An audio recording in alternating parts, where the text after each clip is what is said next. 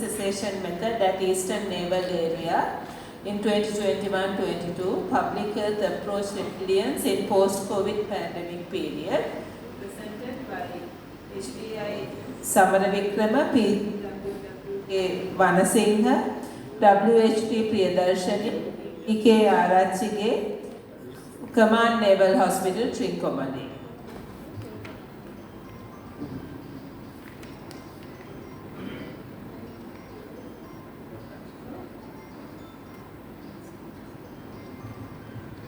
Okay, we move on to the next one, abstract 22. Understand the socio-economic factors and youth substance abuse in Doluwa Divisional Secretariat Kandy, Abhiratna AHMS AK, Premaratna HDP, NLD Sandaruan from the Department of Sociology, University of Pennsylvania.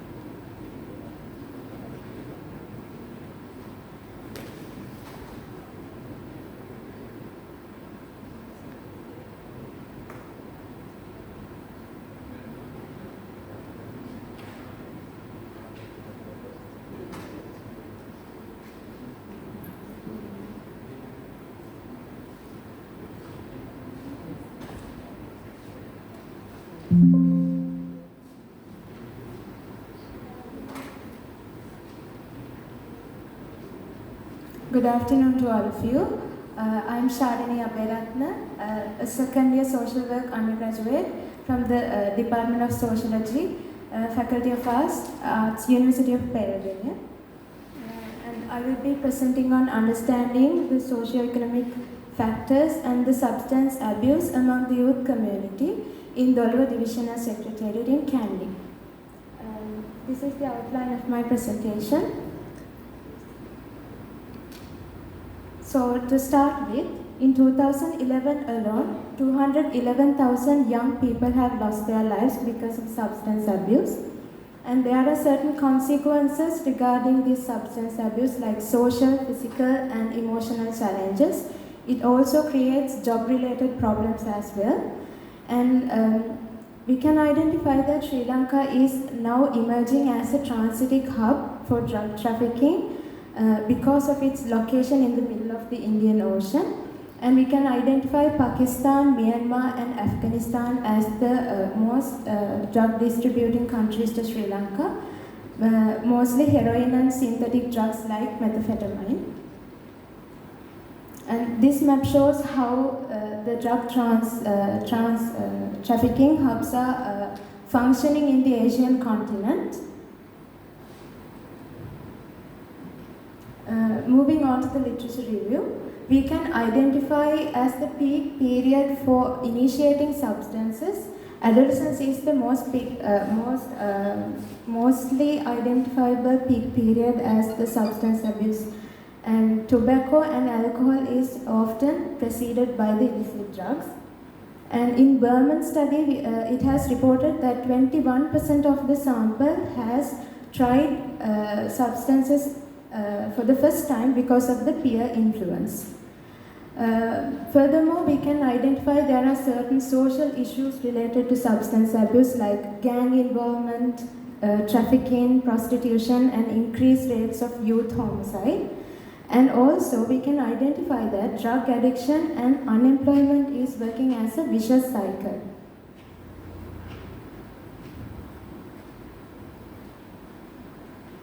So we can identify a gap in the literature because substance abuse among the youth is a critical social and public health issue, which is contributed by many social and economic factors. There have been many studies conducted in urban settings, especially in Western province, but there is a scarcity in literature when it comes to the rural settings in Sri Lanka. So this study was basically focused on understanding the socio-economic factors in Doluwa division, which is a very remote estate area in Kandy.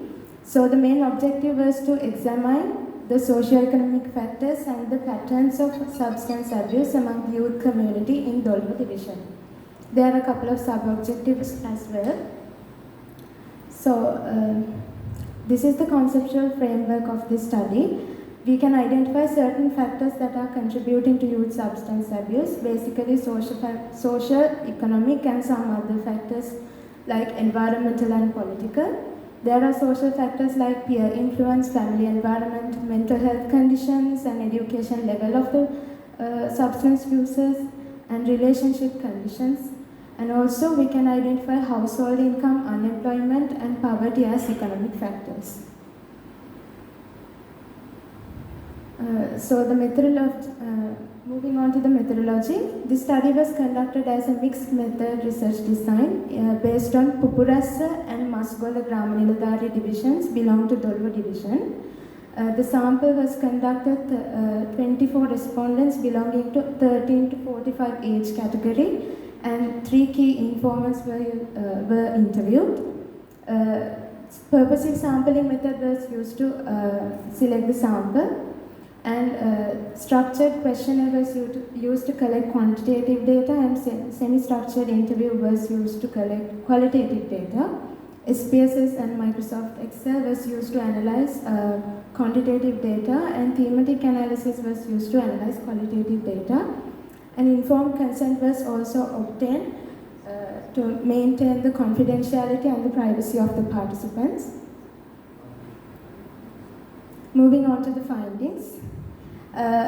According to the sample's ethnic distribution, we can identify all three ethnicities were there included in the sample, and only male respondents were found in the sample. 54.2% of the sample represented as Sinhalese. When looking at the level of education of the users, 19 respondents have terminated their education below the ordinary level.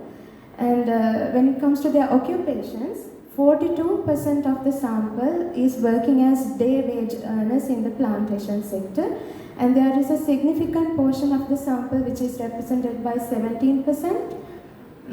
They are being unemployed. There are certain substance types that we can identify in that area. Kerala cannabis represented by 37% of the sample. 30% of the sample have used alcohol and cigarettes, and also 27% of the sample have used heroin. Majority of the respondents have started using substances at the age of 16 or below the age of 18. And when analyzing the reasons for continued usage of substances, 36% of the sample stated that they continue to use substances as a result of peer pressure. And when analyzing the factors influencing substance abuse, there can be found that peer influence, boredom, curiosity, and fun, and also to escape from their daily life struggles that they are facing in the estate sector. There is a significant finding in this analysis. They stated that media influence as the least motivating factor for substance abuse, as they have less access to technology. And when asking about the availability of the substances, whether they can have easy access to substances, majority of the sample disagreed that they cannot find substances very much when compared to urban settings.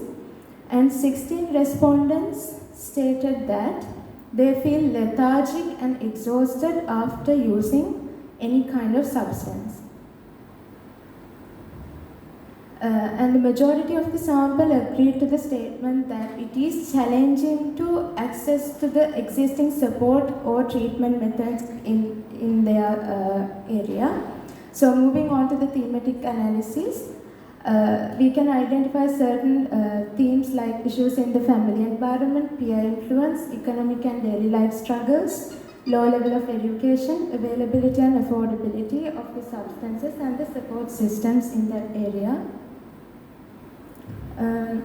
So in the qualitative analysis, we can identify there is a common pattern of female migration in this estate sector, and as a result of the female migration, their male spouse is getting addicted to substances in the absence of the female spouse. And also, there are families that those who are children are getting addicted to substances as a result of parental substance use behavior. And a police officer mentioned that there is substance selling in this area is not happening as a huge business. However, the children, those who are going to schools in Gampala area, are carrying containers with them so they can buy substances and distribute them among their peers. So, in the literature, we identified that adolescence as the peak period for initiating substances, which is a fact that aligning with the study as well. And 19 respondents in this study have terminated their education below ordinary level, which is aligning with the literature as well. Economic hardships and unemployment are factors such as exacerbating family issues, which ultimately contributing to substance abuse. In Berman study, 21% of the sample reported that they started using substances because of peer pressure. And in this study also, we identified that 36% of the sample has continued using substances because of peer influence. There are key socio-economic factors we can identify in this study: peer pressure, economic hardships and low household income, low education levels, family environment issues, substance availability and affordability in that area, stress, anxiety and other mental health conditions. So in conclusion, in Doluwa area, the most common substances are local brews like Ra, Kasippu and also alcohol, cigarettes, Kerala cannabis, and heroin is very rarely found in that area. So there are socio-economic factors like peer pressure, family environment challenges, stress, anxiety, life struggles, unemployment and low wages. Despite the adverse effects on their quality of life, people are not very much encouraged to seek support or treatments that are already existing in their area. However, with targeted interventions, we can give hope for the future of this youth. So as for recommendations, we can conduct regular awareness programs for youth and organize workshops on education and employment for parents and children, as people are very likely to drop out from schools at a very young age in these areas. And establishing youth associations and promoting sports and recreational activities for teaching them to spend their time in a more productive way. And creating better employment opportunities will help to eliminate or reduce poverty rate in this area. And also offering support for those who are already addicted to substances. There were certain limitations in this study.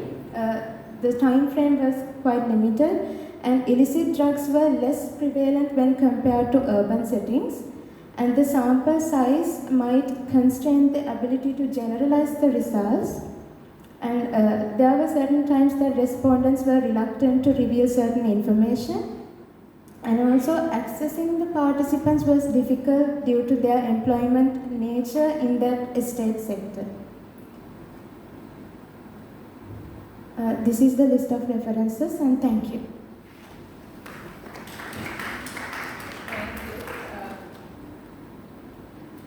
Thank you. Because the presentation took more than the allocated time, we'll have only one short question. I have a small question. My question is, why did you select Doluwa Divisional Secretariat and the mentioned two villages? Are there any special reason for that? Yeah, actually, this was assigned by the supervisor as per the request of Doluwa Divisional Secretariat Office, and we had to select 5 Gram Niladhari divisions belong to that area. Among those areas, the most prevalent areas was identified as those 2 Gram Niladhari divisions. Just very quickly, you mentioned about the fact that there is a problem with promoting this help-seeking behavior among Yes. them. Can you make any recommendations as to how we can remove maybe the stigma that is associated with this? Yeah. Is there any recommendations? I'm just looking from a practical point of view. Yeah, absolutely. There is a stigma among people when it comes to help, seeking help or treatment. And what I have realized during my data collection was that people are not actually aware about the procedure, how it is happening. Because most of the time when the police come and get caught those who are using substances, they directly appoint them to Med 7 in Handesa. And people are not initially taking any step to get rid of that behavior, rather than they are waiting for someone to direct them to that rehabilitation center. Thank you, sir. Okay, thank you. We'll move to the next presentation. Abstract